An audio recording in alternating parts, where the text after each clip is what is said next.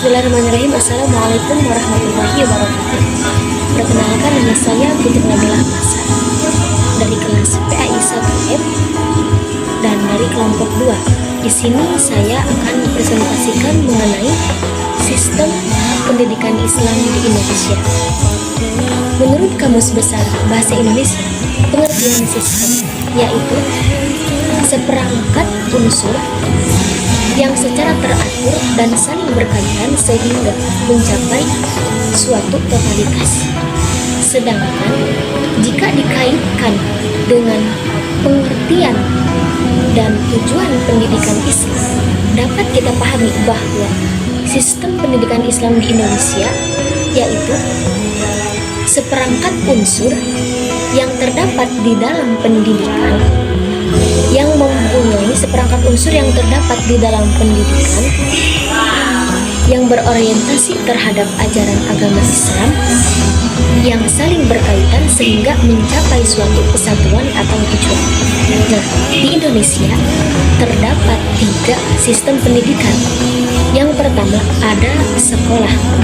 Sekolah merupakan suatu lembaga yang di dalamnya ada murid atau siswa yang diawasi oleh pengawasan guru. Sekolah terdapat beberapa macam. Yang pertama ada sekolah dasar. Sekolah dasar itu biasanya 6 tahun dari kelas 1 SD sampai kelas 6 SD. Kemudian ada sekolah menengah pertama atau yang disebut dengan SMP. Ini biasanya 3 tahun dari kelas 7 sampai kelas 9. Kemudian ada SMA atau SMK, sama 3 tahun dari kelas 10 sampai kelas 12. Kemudian ada madrasah. Madrasah merupakan sebuah lembaga yang di dalamnya mengajarkan ajaran agama Islam. Madrasah juga terdapat beberapa tingkat. Yang pertama adalah madrasah ibtidaiyah. Madrasah ibtidaiyah ini 6 tahun atau yang kita sebut dengan MI, dari kelas 1 sampai kelas 6. Yang kedua adalah madrasah sanawiyah yang dikenal dengan MTS, ada 3 tahun dari kelas 7 sampai 9. Kemudian ada madrasah aliyah atau yang kita kenal dengan MA, sama 3 tahun dari kelas 10 sampai dengan kelas 12. Kemudian yang terakhir, sistem pendidikan Islam yang terakhir ada pondok pesantren.